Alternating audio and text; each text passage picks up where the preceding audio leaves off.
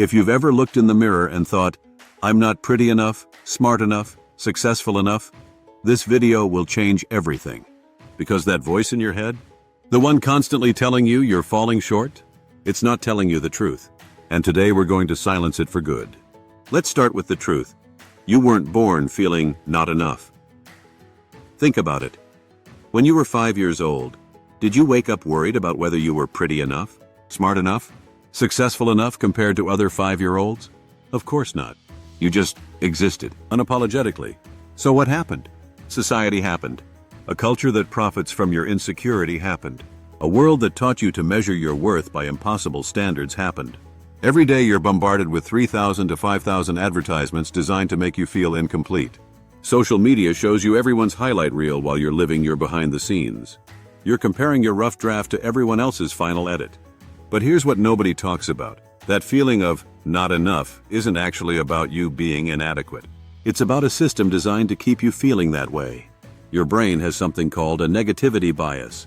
It's wired to notice what's wrong, what's missing, what's dangerous, because thousands of years ago, that kept us alive.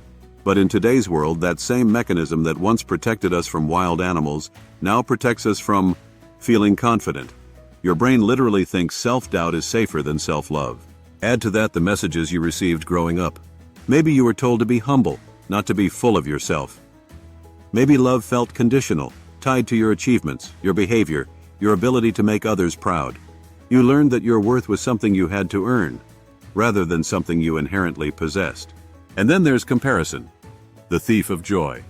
But here's the thing about comparison, it's not even real. You're comparing your internal experience, all your fears, doubts, and struggles, to everyone else's external presentation. It's like comparing your rough morning to someone's Instagram selfie after they spent an hour getting ready. But let's talk about what this not enough feeling is actually costing you. How many opportunities have you not taken because you didn't think you were qualified enough? How many relationships have you settled for because you didn't think you deserved better? How many dreams have you put on hold because you convinced yourself you weren't ready yet?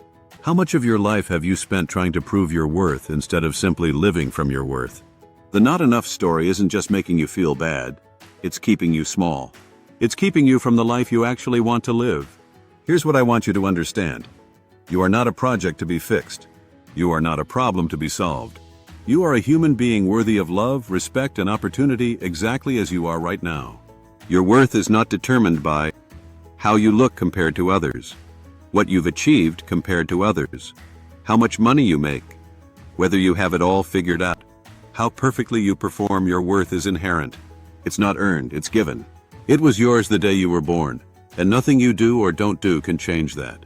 The goal isn't to become enough. The goal is to remember that you always were. And when you start living from that truth, when you start making decisions from worth instead of worthlessness, everything changes. If this resonated with you, I want you to do something right now. Look in the mirror and say, I am enough exactly as I am. It might feel weird. It might feel untrue. Do it anyway.